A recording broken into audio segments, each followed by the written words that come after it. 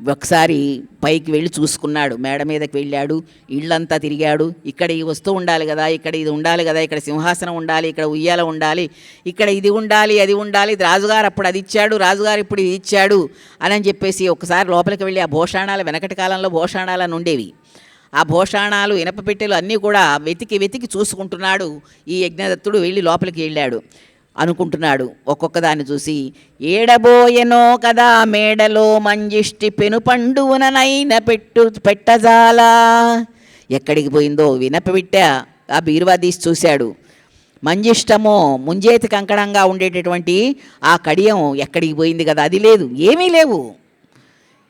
ఇనపెట్ట చూస్తే ఏమీ లేవు, బీరువా చూసినా ఏమీ లేవు, భోషాణం చూసినా ఏమీ లేవు. లేకపోయేటప్పటికీ ఏడబోయెనో గదా మేడలో మంజిష్టి పెనుపండువన కూడా పెట్టనైతే, ఒక్కసారి పండగ నాడైనా పెట్టుకోలేదే నేను ఆభరణం, అది కూడా తీసుకెళ్ళాడు వీడు. తాకట్టు వడదే ఇంతకు వైశ్యగృహమున కనక కర్కరిల భృంగాంగకంబు పట్టు సూత్రమయంబు పసిడి వడ్డాణము ఏ యుగురుబోడి కటీరమెక్కెనొక్కో. నీ వడ్డాణం ఉండాలి కదా సోమిదమ్మ, ఆ వడ్డాణం మీద కనిపించటం లేదు. ఎప్పుడు ఇచ్చావు వాడికి, ఎప్పుడు తీసుకెళ్ళాడు వాడు? శశికాంత పీఠికా స్తంభ లీలారత్న సాలభంజిక ఎందు సాగెనొక్కో. ఒక్కొక్క ఆరా తీస్తున్నాడు, ఒక్కొక్క పెట్టె తీసుకుంటున్నాడు, చూస్తూ ఉన్నాడు, ఎక్కడ ఏమీ కనపడలేదు. ఎసటనున్నది ఓ రత్న ఖచ్చితమైన హంసతూలిక డోలా విహార తల్పమో. ఇంట్లో ఉన్నటువంటి మంచి ఉయ్యల రాజుగారు ఈయనకి యజ్ఞదత్తుడికి ఇచ్చాడు బహుమతిగా, అది కూడా తీసుకొని వెళ్ళాడు. వాడికి ఒకటి అడ్డం కాదండి, ఇల్లంతా కూడా ఒకసారి మొత్తం ఖాళీ చేశాడు. చేసి ఊచముట్టుగా నీవు నీ ఒంటి కొడుకు పాడు చేసి తిరి గృహము నిర్భాగ్యురాలా. నువ్వు నీ కొడుకు కలిసి నా గృహాన్నంతా కూడా పాడు చేశారు అని చెప్పేసి యజ్ఞదత్తుడు చాలా వేదన పడ్డాడు. వేదన పడి తనలో తాను అనుకున్నాడు, ఇక నాకు వాడు చచ్చినవాడే. గుణనిధి అనేటటువంటి వాడు నాకు కొడుకు లేడు, కొడుకు మరణించాడు, చచ్చిపోయినాడు వాడు.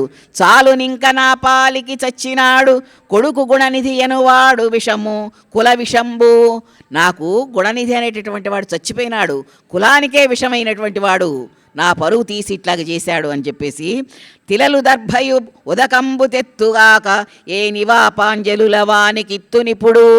తిలలు దర్భలు తీసుకొచ్చాడు, ధారాదత్తంగా నీళ్లతోటి ఒక్కసారిగా వాడికి చచ్చిపోయినటువంటి వాళ్ళకి తీర్థోదకం ఇస్తారు కదా, కాబట్టి ఇక నాకు చచ్చిపోయినాడని నువ్వులు నీళ్లు వదిలిపెట్టాడు.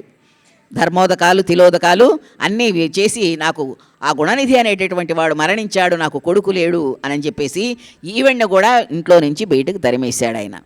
నీ ఇష్టం వచ్చిన చోటికి వెళ్ళు, కొడుకుని ఇట్లా కులపాంసనుని చేసినటువంటి పాపానికి నీకు కూడా ఇదే శిక్ష అని చెప్పి ఆవిడను కూడా విసర్జించి నీ పుట్టింటికి నువ్వు వెళ్ళిపోవలసింది అని చెప్పి, ఎంత చేస్తే ఏముందండి, మళ్ళా కొడుకు బాగైనటువంటి విషయం వస్తుందా?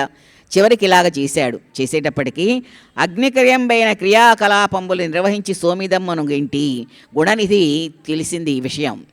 చెబుతారు కదా ఎవరో, ఇంట్లో ఉండేటటువంటి సామాన్లన్నీ కూడా తీసుకెళ్ళే వీడు జూదరే చెప్పి ఉంటాడు, ఏమిరా మీ నాన్నగారు నాకు మధ్యాహ్నం ఎదురుపడ్డారు, నేను పెట్టుకున్నటువంటి ఉంగరం ఎక్కడిదని గట్టిగా నిలదీసి నన్ను రాజుగారి దగ్గరికి తీసుకెళ్తానన్నాడు, నేను నీ విషయం అంతా చెప్పాను, నువ్వు ఇంట్లో ఉన్నవన్నీ కూడా తాకట్టు పెట్టావని ఈ జూదంలో ఓడిపోయినావన్న విషయాన్ని నేను చెప్పాను, ఇవాళ నువ్వు ఇంటికి వెళ్తే నీకు సన్మానం ఉంటుంది, జాగ్రత్త, ఇంటికి వెళ్తావో ఇంకెక్కడికన్నా వెళ్తావో తెలుసుకో అని చెప్పేసి ఈ జూదరే వాడికి చెప్పాడు గుణనిధికి.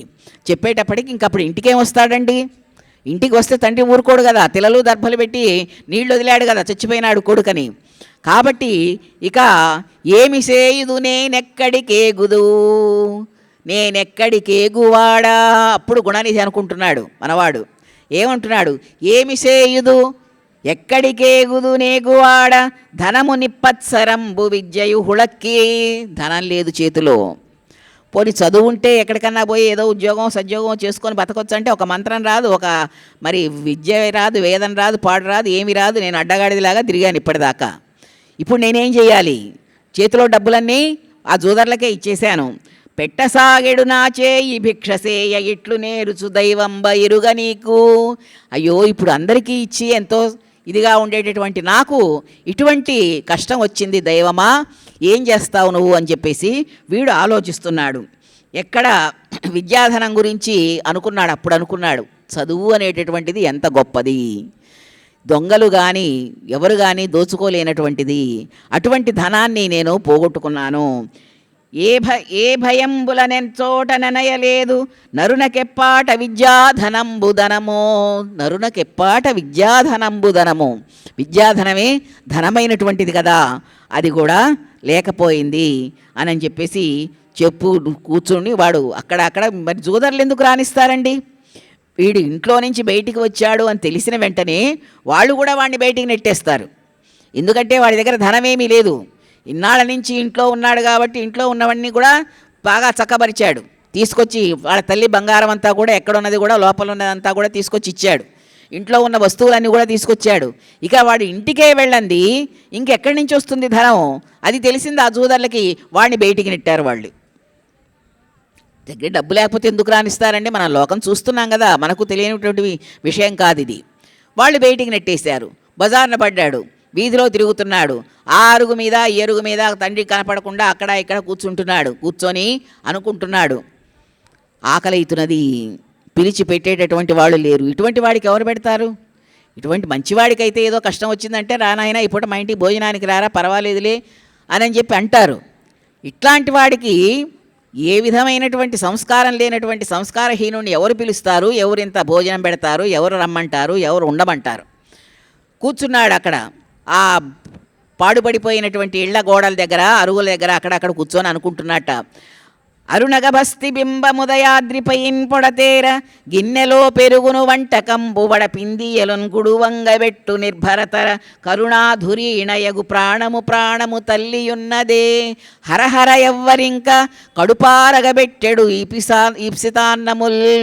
అరుణగభస్తి బింబముదయాద్రిపైన్ పొడతేర గిన్నెలో పెరుగును వంటకంబు వడపిందియలున్ గుడువంగబెట్టు.